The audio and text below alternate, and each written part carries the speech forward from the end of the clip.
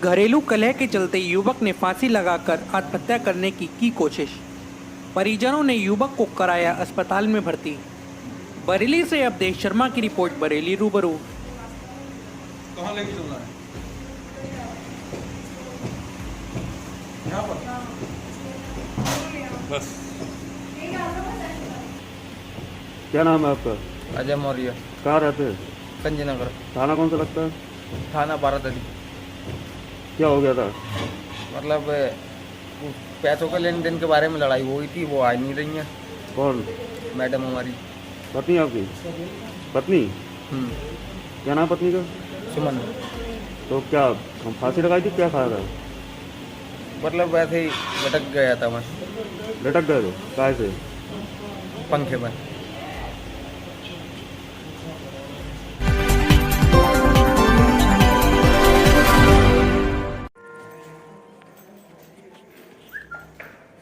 बरेली के जिला अस्पताल में आज किशोरों के टीकाकरण कैंप लगाया गया। कैंप में काफ़ी संख्या में 18 से 15 वर्ष के बच्चों ने पहुंचकर वैक्सीनेशन कराया। देश में सोमवार से किशोरों के लिए टीकाकरण अभियान शुरू हो रहा है।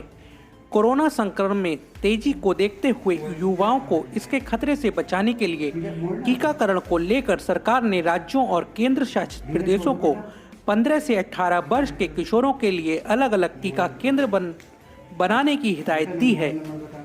बरेली से अवधेश शर्मा की रिपोर्ट। बरेली रूबरू।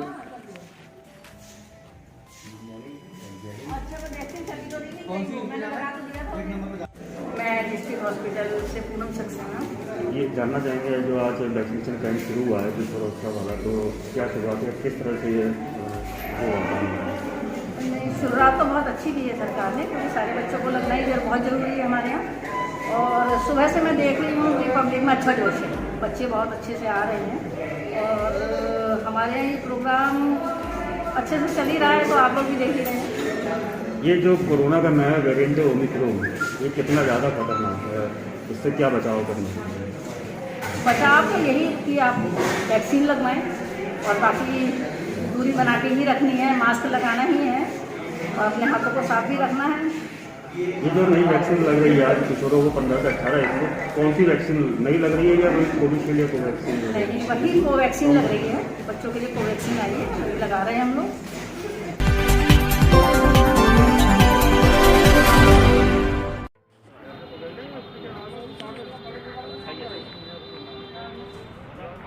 ओमिक्रॉन को देखते हुए जिलाधिकारी मानवेंद्र सिंह ने कार्यालय में बढ़ाई शक्ति। ओमिक्रॉन के चलते जिलाधिकारी बरेली मानवेंद्र सिंह ने दिए सख्त आदेश। बिना मास्क के कलेक्ट्रेट में नहीं होगी एंट्री, सरकारी कार्यालयों में नहीं होगी बिना मास्क के एंट्री। जिलाधिकारी मानवेंद्र सिंह ने पुलिस को दिए सख्त निर्देश। जिलाधिकारी ने कहा ओमिक्रॉन को नजरअंदाज ना करें। जो कार्यक्रम आप ये कर रहे हैं कोरोना से बचाव का,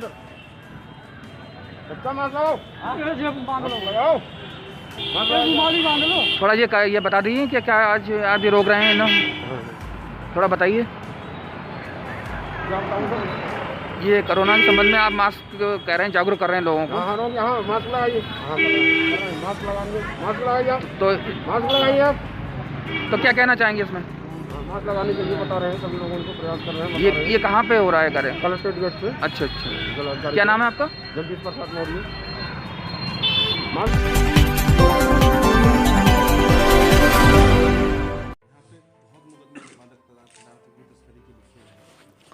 आगामी विधानसभा चुनाव 2022 को लेकर एडीजी जोन ने की प्रेस कॉन्फ्रेंस।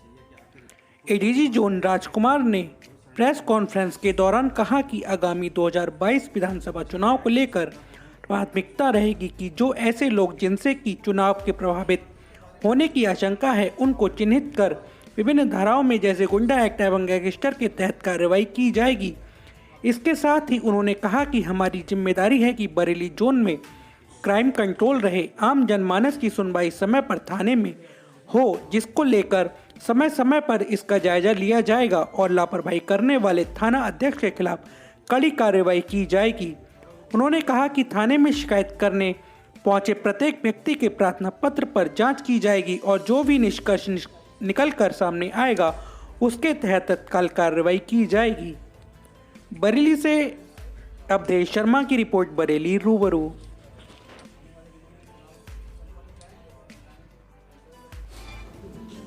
नववर्ष के दिन एडीजी बरेली जोन का कार्यभार मैंने ग्रहण किया है।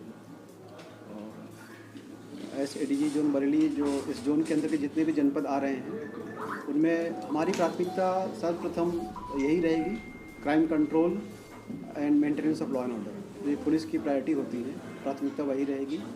और आने वाले दिनों में विधानसभा चुनाव है, विधानसभा चुनाव को सकुशल, शांतिपूर्ण और निष्पक्ष तरीके से संपन्न कराना, ये जिम्मेदारी भी पुलिस की है और ये भी हमारी प्राथमिकता रहेगी।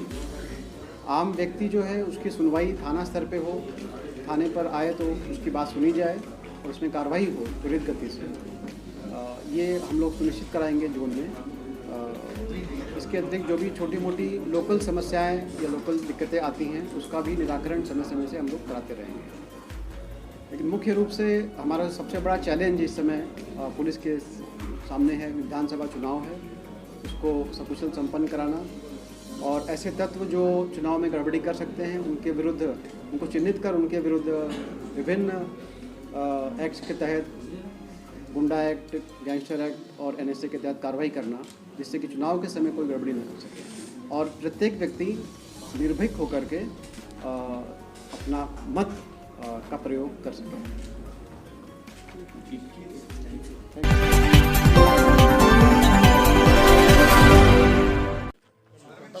नाइस फिटनेस वर्ल्ड के रहमान बने मिस्टर यूपी, मोविन बने mister Bareilly. Bareilly body building association के तत्वावधान में स्पोर्ट्स स्टेडियम रोड नंबर 4 में मिस्टर बरेली और मिस्टर यूपी चैंपियनशिप प्रतियोगिता का आयोजन किया गया।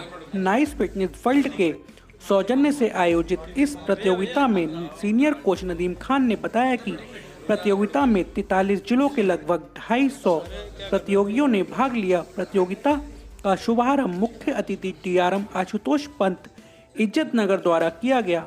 उन्होंने खिलाड़ियों को आशीर्वाद दिया और कहा कि इस प्रतियोगिता से उनकी प्रतिभा को बढ़ावा मिलेगा और बरेली का नाम रोशन करेंगे। नाइस फिटनेस वर्ल्ड के रहमान मिस्टर यूपी और मोविन मिस्टर बरेली बने। प्रतियोगिता को सफल बनाने में सनत जैन और राजकुमार क्रीड़ा अधिकारी का विशेष योगदान रहा। खबर बरेली रूबरू। एक नौजवानों के लिए आप क्या संदेश देंगे और ये बताइए कि एक नौजवान को क्या करना चाहिए अपनी बॉडी बिल्डिंग के लिए? सभी लोगों को फिटनेस ज्वाइन करना चाहिए और अपने खान पान का ध्यान रखना चाहिए। आप जिम में तो आप एक घंटा वर्कआउट करते हैं, 23 घंटे आपको कैसे रहना है, किस संयम से रहना है, समाज में कैसे रहना है, ये असली बॉडी बिल्डिंग है।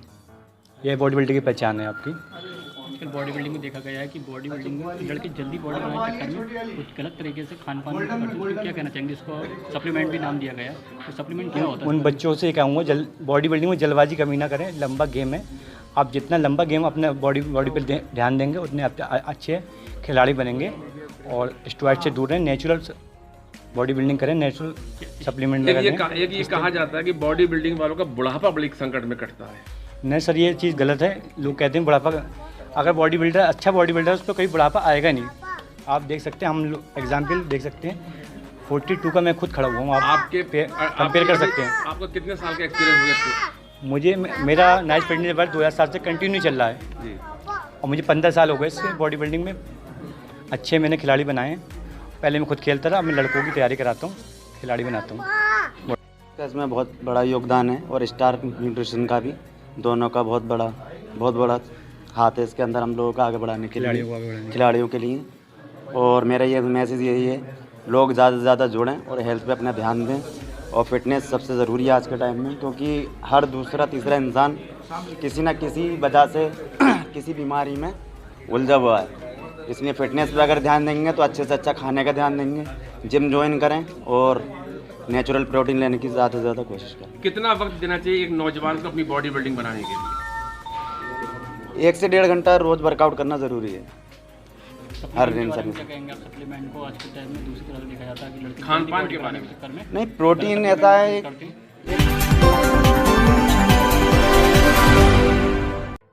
संतोष, मेरा नाम संतोष है। क्या मामला है जो एसएसपी ऑफिस आई है?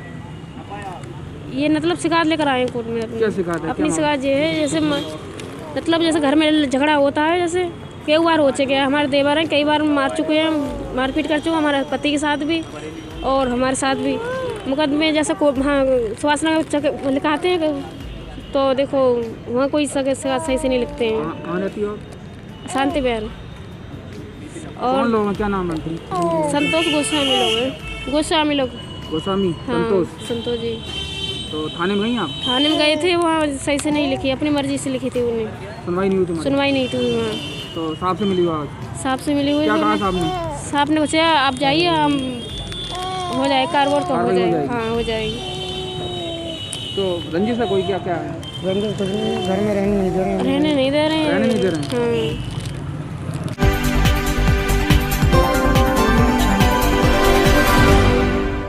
हाँ। आपका? हुसना बेगम। कहाँ रहती हो? मैं का तो यहाँ का और वहाँ रहते हैं 4 रुपये पे लिया हम। थाना? बहेड़ी। थाना बहेड़ी चौकी बुढ़िया। क्या क्या ये मामला है? शिकायत करने आई हैं ऑफिस? नशा करता है हद से ज़्यादा। कौन? इसमें घर वाला। घर वाला। अच्छा। तो क्या मतलब क्या कहता है? शराब पी खाते हैं, मारा तोड़ी करते हैं और घर में रखते नहीं है खाने पीने को कुछ, और घर वाले ही परेशान करते हैं। इसकी शिकायत आपने बहेड़ी में की? थाने में? जी। वहाँ क्या हुआ? गए थे वहाँ पे, क्या हुआ? फैसला हो गया था कई बार। हाँ कई बार 14 से शिकायत ही कर रहे हैं साहब। आप बताओ क्या? हाँ। आप बोलो। 2012 में शादी करी साहब। हाँ। और क्या नाम है आपका? खलील अहमद। कौन है ये? ये मेरी लड़की है। हाँ, क्या हुआ इसके साथ? इसके साथ में ये हुआ सर 2014 में 12 में शादी करने के बाद में 14 से मुकदमेदारी शुरू हुई। हम फैसला मानते रहे, लोग आते जाते रहे हर बिरादरी के, हम फैसला मानते रहे। आज लड़की घर से बेघर है। अभी इनने 22 तारीख में घर से मार के सिप्तैन ने और नन्नी ने और हसनैन ने मार घर से बाहर निकाल दी। मैंने अपना लड़का भेजा बड़ा वाला, भेजने के बाद इसे घर पे बुलवाया। मैं था बीमार पड़ा हुआ घर पे, मेरी चोट लगी थी। 4 दिन पहले गुंडे आ गए और 3-4 दिन पहले मेरे घर पे खुद आ गए। मैं दवा लेने आया बहेड़ी। कौन थे? कौन क्या नाम था? ये क्या फैजान और इसकी माँ। अच्छा। इन्हें पूरी बदतमीजी दिखाई मेरे घर पे आके। मैं घर पर नहीं था, गाँव के लोग वहाँ मौजूद थे। तो थाने गए आप? थाने हम गए थे। क्या हुआ थाने पे? कुछ नहीं हुआ थाने में। थाने सुनवाई नहीं हुई? ना ना। तो साहब से मिलने आए हो? हाँ। क्या कहा साहब ने? साहब ने हमें अभी एप्लीकेशन ले लिया है बस। और कुछ हाँ।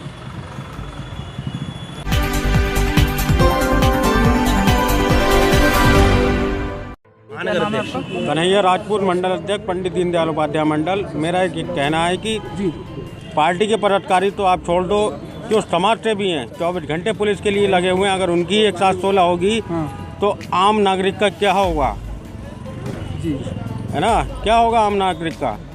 जो पुलिस के लिए लगातार मेहनत कर रहे हैं, हर जगह हाजिर हैं, हर त्योहार शोभा यात्रा में लगातार लगे रहते हैं, कोई खाने का समय नहीं, किसी चीज़ का समय नहीं, घर परिवार को छोड़ के समाज सेवा लग रहे हैं, पुलिस की सेवा कर रहे हैं। ऐसे लोगों की 116 नहीं होना चाहिए। ये मैं अपने अधिकारियों से कहना चाहता हूँ कि इसकी तत्काल जांच करा के इनकी 116 हटाई जाए। और इन जैसे करप्ट अधिकारी जो इस समय थाना बारादरी नीरज मलिक एवं संतोष कुमार जी एवं इदरीस और सुनील कुमार, इन सबको तत्काल में हटाने के आदेश दिए जाएं, ये मांग है हमारी। रोल सर, नाम जानना चाहेंगे? आज एसएसपी ऑफिस आए हैं, क्या मामला पूरा? जी सर, मेरा नाम सुमित वर्मा है और मैं भारतीय जनता पार्टी महानगर किसान मोर्चा में कोषाध्यक्ष हूँ एवं पूर्वी मंडल प्रभारी। और पूर्व में मैं लगभग 6-7 सालों से शासन और प्रशासन के साथ समाज सेवी के तौर पर रहा हूँ। अभी बारादरी इंस्पेक्टर नीरज मलिक एवं काकाटोला चौकी इंचार्ज संतोष कुमार जी एवं उनके 2 सहयोगी सिपाही इदरीस एवं सुनील कुमार, सबको ज्ञात है मेरे विषय में कि मैं कैसा व्यक्ति हूँ, कितनी साफ छवि का व्यक्ति हूँ और मैं पार्टी का पदाधिकारी हूँ। उसके बावजूद भी मेरे ऊपर 116 कर दी। मैं उनके खिलाफ विरोध जताता हूँ और ऐसे सिपाही और ऐसे इंस्पेक्टर को तत्काल में हटाने की अपील करता हूँ। इसलिए माननीय एसएसपी साहब से आज हमने सबने पदाधिकारियों ने मुलाकात की है और मुलाकात में उन्होंने हमें दिलासा दिया है कि हम जल्दी से जल्दी इनके ऊपर इसकी रिपोर्ट की जांच करेंगे और तत्काल में कार्रवाई कराएंगे। आपके ऊपर जो आपका जो है नाम दिया गया है इन लोगों के द्वारा, इसको हटवाएंगे और बाकी हम सब लोगों ने मुलाकात कर उनकी रिपोर्ट दी है।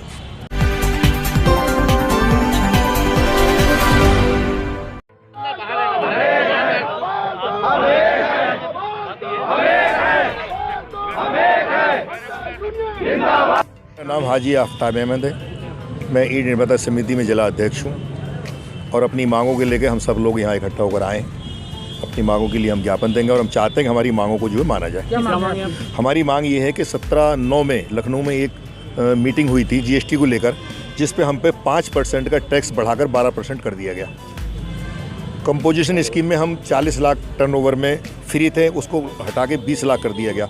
हम इसका विरोध करते हैं, ज़बरदस्त विरोध करते हैं कि हमारा जो व्यापार है, कच्चा व्यापार है, ईंट मिट्टी का व्यापार है, तमाम उसमें कमज़ोर तबके के लोग लगे हुए हैं। तमाम वो लोग जिनके पास ना ज़मीन है ना मकान है, ऐसे लोगों को हम लोग मजदूरी और रोज़गार देते हैं। लेकिन इसके बाद भी सरकार ने हम पे 5 की जगह 12% टैक्स लगाया है, जो हमारे साथ घोर अन्याय है, जिसका विरोध करने के लिए हम कचहरी पे इकट्ठे हुए। हम चाहते हैं कि उसको 5% ही रहने दिया जाए, क्योंकि पिछले 2 साल से हम लोग लगातार घाटे में चल रहे हैं। जब से कोरोना की ये मार पड़ी है भट्टे वाले पर, तो वो खुद इतना परेशान है कि किस किस तरीके से लेबर को अपने हफ्ते देकर और किस तरीके उसका खाने पाने का मामले को चलाता है। लेकिन सरकार ने हम पे 5 से 12% टैक्स बढ़ाकर हमारे साथ घोर अन्याय किया है, क्योंकि एक कुटीर उद्योग है ये। इसमें हम लोग सरकार को बेतहाशा टैक्स देते हैं, रॉयल्टी देते हैं, इसके बाद जिला पंचायत देते हैं, PF देते हैं, इनकम टैक्स देते हैं, सेल टैक्स देते हैं, इसमें GST जो देते हैं। तो इसको हम पर जो 5 का 12% बढ़ाया गया है, हमारी इतनी हैसियत और कारोबार की इतनी पोजीशन नहीं कि हम इसको बर्दाश्त कर सकें। अगर ये टैक्स हम पे कम नहीं किया गया तो हम लोग सड़कों में मारे मारे फिरेंगे। वो लेबर जो जिसके पास ना ज़मीन है, ना मकान है, ना कोई रोज़गार है, जो बनियों से पैसा लेती है तो उन पर ब्याज चढ़ जाता है। इतना हम लोग बिना किसी फ़ायदे ब्याज के उनको पैसा देते हैं, इकट्ठा पैसा देते हैं, जिससे अपनी शादी ब्याह, अपने घर मकान बना लेते हैं। ऐसे हम जिस तरीके से सड़कों पर उतरे हुए, इस तरीके से सड़कों पर उतरेंगे। कहाँ से हमारी लेबर, हम तो अभी भट्टा मालगान है यहाँ, लेकिन इसके बाद लेबर आएगी यहाँ पर तो क्या हालत होगी आप समझ सकते हैं। एक एक भट्टे में तमाम लेबर के लोग रहते हैं जो गरीब और परेशान हैं, उनके रोज़गार क्या होगा। वो शहर में पलायन करना शुरू कर देंगे। जब शहर पलायन करेंगे तो दिक्कतें यहाँ सब लोगों को होंगी। तो हम चाहते हैं कि हमारे टैक्स को जो 5% था उसे 5% ही रखा जाए। हमारे अलावा जिन लोगों का टैक्स बढ़ाया गया था, उनके प्रदर्शन करने से, उनके ज्ञापन देने से वो टैक्स उनका 5% कर दिया गया। तो हमारे बढ़े हुए GST को भी 12 से घटाकर 5% ही किया है, जो हम इसको दे रहे थे।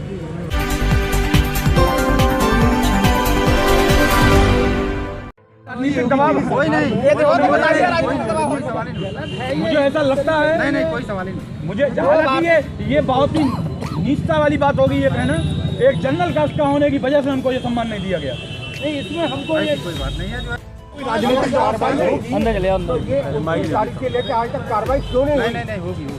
आगे मांग लिया है कोई बात और कार्रवाई ये अभी आपके DM ने कहा आप स्वयं प्रभारी हैं, लोकतंत्र सेनानी सम्मान का जो अधिनियम है उसके प्रभारी आप स्वयं हैं। मानवर 22 मार्च 2016 का गजब और सिंह चौहान एडवोकेट और सनातन सेना का मैं मंडल महासचिव हूँ। क्या कहना चाहिए? हम लोगों में ये रोष व्याप्त है कि हमारे राष्ट्र के प्रति अपना सर्वस्व न्यौछावर करने वाले स्वर्गीय राजवीर सिंह जी, जो लोकतंत्र सेनानी भी रहे और 3 बार आपकी आंवला लोकसभा का प्रतिनिधित्व जिन्होंने किया, जिन्होंने आपातकाल में लाठियां खाई, जेल तक काटी, सभी प्रताड़नाएं झेली इस देश को सर्वोप्रिय रखने के लिए, उनके अंतिम संस्कार के समय में 1 दिन पूर्व सूचना होने के बावजूद भी आपके जिला प्रशासन की तरफ से कोई भी प्रोटोकॉल नहीं आजमाया गया, जबकि लिखित रूप से उनको सूचना भी दी गई थी। हमारे वरिष्ठ जो हैं वीरेंद्र अटल जी, लोकतंत्र सेनानी, हमारे साथ मौजूद हैं। आपके द्वारा ADM सिटी जी को और DM साहब को स्वयं सूचना इस चीज़ की दी गई थी और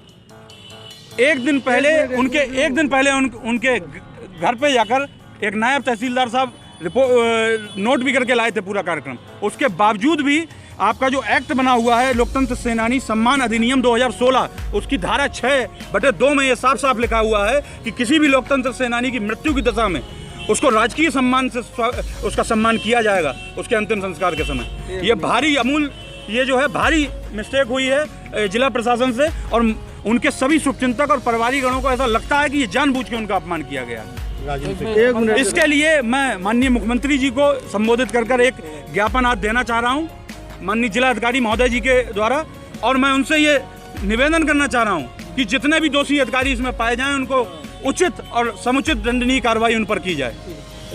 पूर्व सूचना होने के बाद अभी बरेली जिले के 3 बार सांसद रहे पूर्व राजवीर सिंह, जिनका मृत्यु 29 तारीख को हुई, 30 तारीख को अंतिम संस्कार हुआ। और सबसे बड़ी बात यह है कि वे लोकतंत्र सेनानी थे। जब उनका अंतिम संस्कार किया गया तो कोई भी सरकार द्वारा या जिला प्रशासन द्वारा राजनीतिक तौर पर प्रोटोकॉल नहीं किया गया, क्योंकि इस पर राजनीति की गई जो बहुत निंदनीय योग्य है। तो मैं प्रशासन से मांग करता हूँ कि जो प्रोटोकॉल का पालन नहीं किया गया उस पर दोषी जो अधिकारियों के विरुद्ध कानूनी कड़ी कार्रवाई की जाए।